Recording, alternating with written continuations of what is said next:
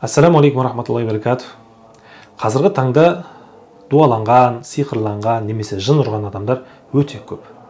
Неге? Өйткені адамдар бір-бірлерін көре алмаушылық, қызғаншақтық немесе жек көрініштік пайда болып жатыр.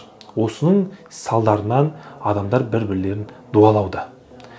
Сол дуаның кесірінен адамдар ауырып немесе өмірлерінде жолдары болмай өте қатты қиналып жүр. Және де ол адамдар емші іздеуде. Біздің елімізде онда сол мамандықты бітірген емшілер өте аз. Ал енді өздігімен үйреніп алған емшілер өте көп. Көп адамдар сондай емшілерге барып емделіп, одан сайын ауырып, немесе көп ақша шығынданып қайтып жатады. Ешқандай пайда алмай. Мен сіздерге қазір сондай бір Аллах Тағаланың бізге берген емін көрсетем. Пайғамбарымыз саллаллаху алейхи уассаламды бір кезде Лабид ибн Асам деген бір яхуди сиқырлайды.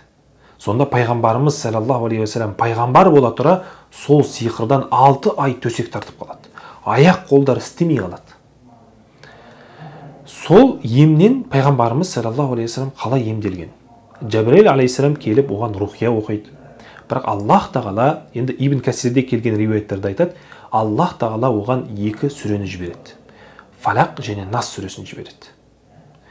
Сол Фалақ және Нас сүресін қоссаңыз 11 аят шығады. Сол 11 аятты оқиды. Бірақ бұны оқымастан бұрын 2 періште келіп, пайғамбарымыз саллаллаху алейхи вассалам ауырып жатқан кезде, бірінші періште басында, екінші періште аяқ жағына келіп айтады. Бірінші періште сұрақ қояды. Мынау сиқырланған ба дейді.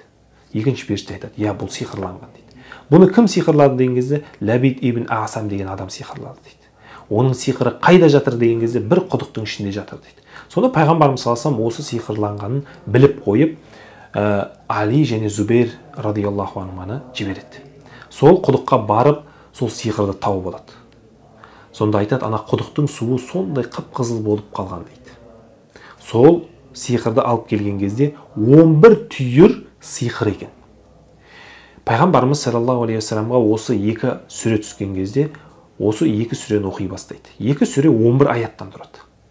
Әрбір аяттын оқыған кезде бір-бір түйіннен өздері шешіліп, пайғамбарымыздың саллаллаху алейхи вассаламның сиқырланған сиқыры түгелімен жазылып кетеді. Енді біз қалай емделуіміз керек? Сіз егерде сондай ауырып қалатын болсаңыз, немесе кез келген бір ауруда осы 2 сүрені күніне кем дегенде 100 реттен оқуыңыз керек. Таспих алып алыңыз, 100 реттен оқыңыз.